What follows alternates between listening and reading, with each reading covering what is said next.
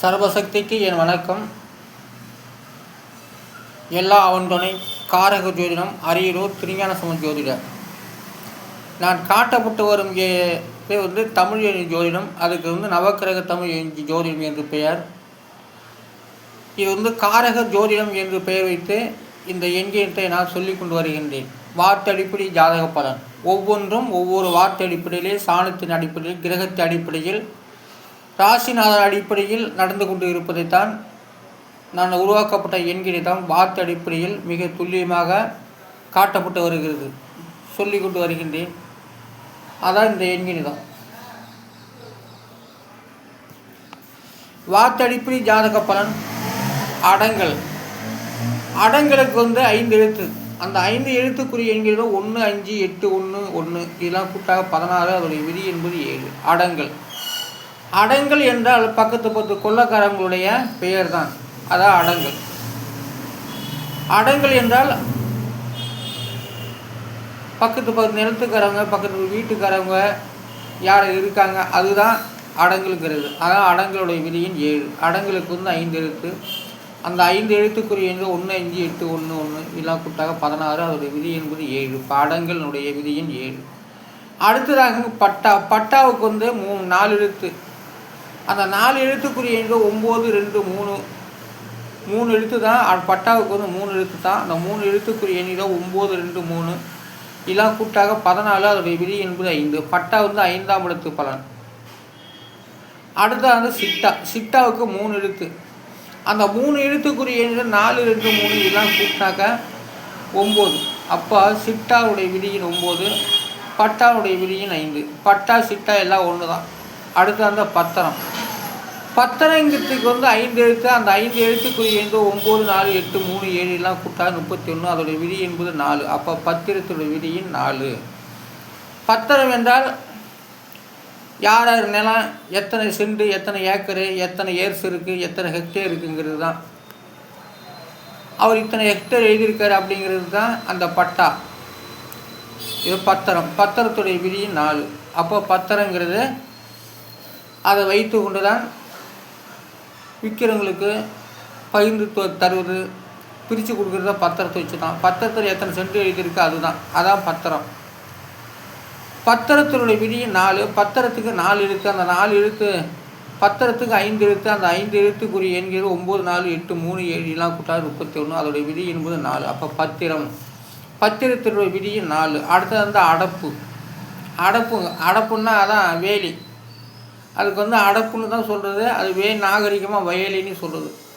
அதனால் அடப்புக்கு 4 எழுத்து. அந்த 4 எழுத்துக்குரிய 1, 5, 6, 2 எல்லாம் கூட்டாக 14. அதோடைய விதி என்பது 5. அடப்பு வச்சு வேலி, கருவேலி, கள்ளி இதெல்லாம் வச்சு படல், இதுக்கு பேர் தான் அடப்புன்னு பேர். அவங்கங்க எல்லை பாகத்து பிரகாரம் அடப்பு அடைக்கிறது.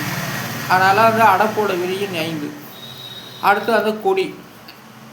கொடிக்கு 2 எழுத்து. அந்த 2 எழுத்துக்குரிய எண்கள் தான் 3, 6 இதெல்லாம் கூட்டாக 9. கொடியோட விதியின் 9. கொடினா எந்த கொடியும் எல்லாமே அடப்பு காட்டில் கொடி செடிகள் வளரும், அதுவும் கொடி தான்.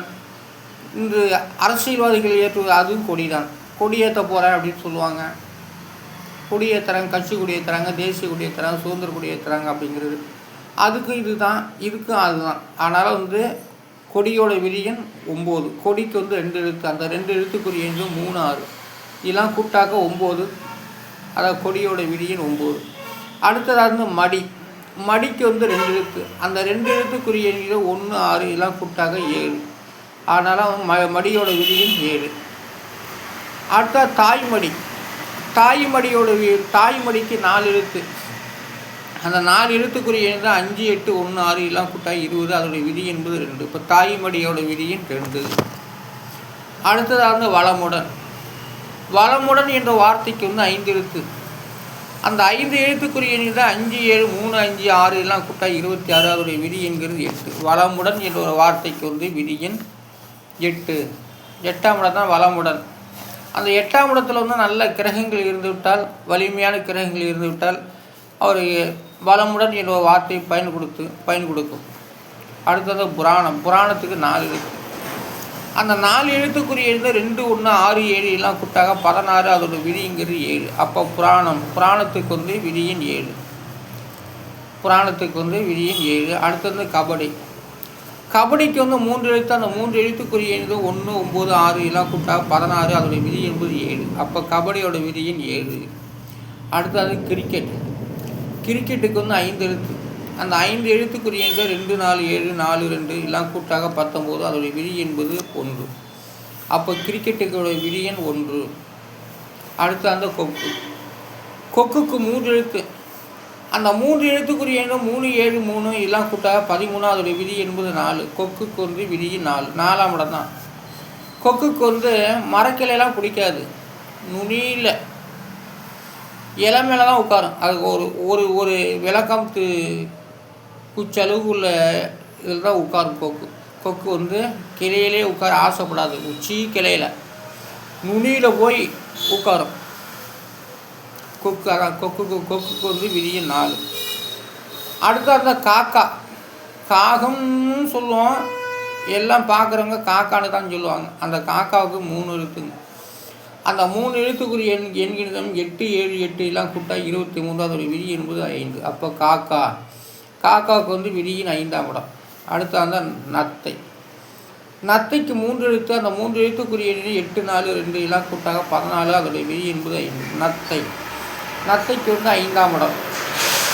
அடுத்தது அந்த புழுவுக்கு வந்து 2 எழுத்து. அந்த 2 எழுத்துக்குரிய 2 8 எல்லாம் கூட்டாக 10. அது கிரகத்தால் கழிச்சுட்டா மீதி 1. அப்போ புழுவுக்கு வந்து 1ஆம் இடம். அடுத்தது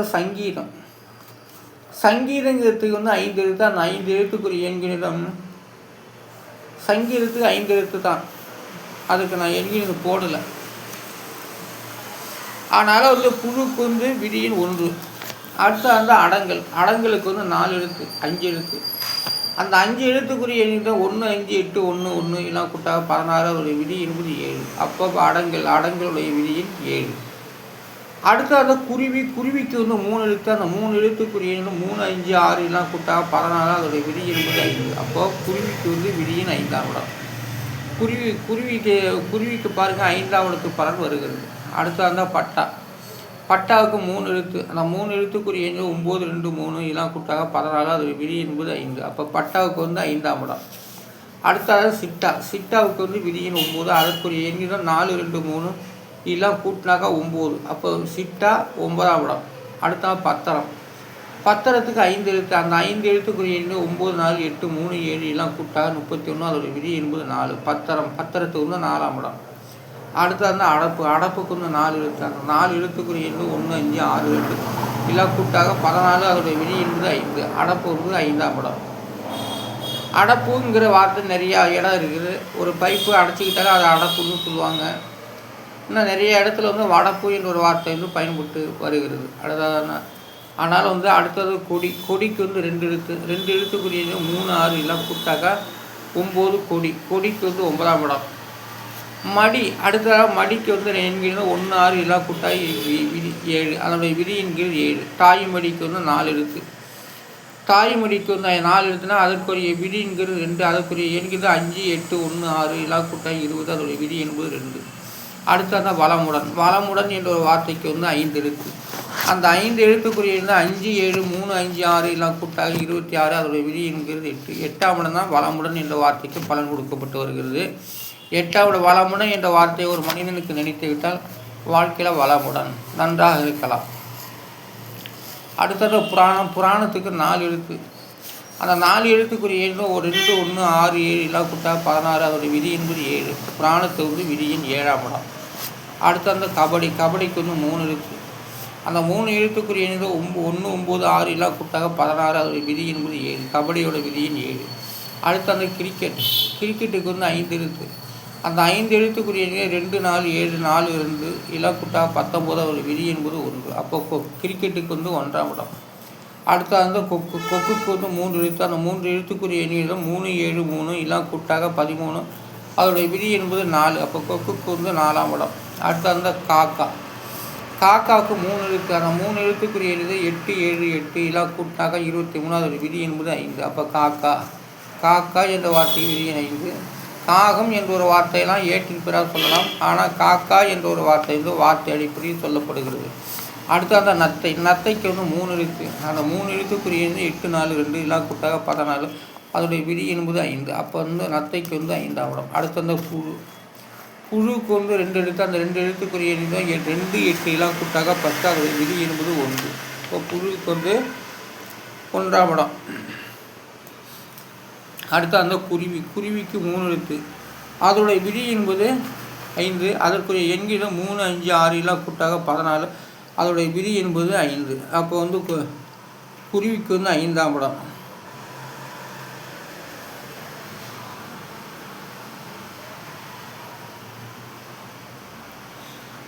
பதினாறு 16 23 23 31 31 3 34.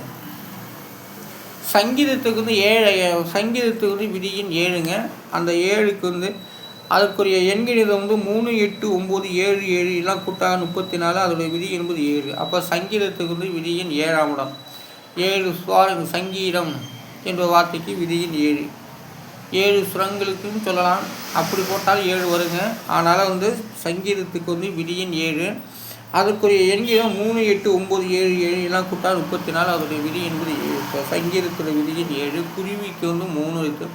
அந்த 3 எழுத்துக்குரிய 3 5 6 எல்லாம் கூட்டாக 14. அதோடைய விதி என்பது 5. அப்போ சங்கீதத்துடைய விதியின் 5. குருவியோட விதியின் 7. சங்கீதத்துடைய விதியின் 7. குருவியோட விதியின் 5. சங்கீதத்துடைய விதியின் 7. ஆனால் ஜாதக பலன் என்பது ஒரு வார்த்தை அடிப்படையிலே சொல்லப்பட்டு வருகிறது. அதைத்தான் நான் உருவாக்கப்பட்ட எண்கணிதம் மூலமாக வார்த்தை அடிப்படையே எண்ணும் எழுத்தும் சொல்லி நான் உங்களிடம் இதை சொல்லிக்கொண்டு வருகின்றேன். அதான் இந்த எண்கணிதம். வார்த்தை அடிப்படை ஜாதக பலன். காரக ஜோதிடம், அரியலூர் திருஞான சோதிட. நன்றி, வணக்கம். நாளை சந்திப்போம்.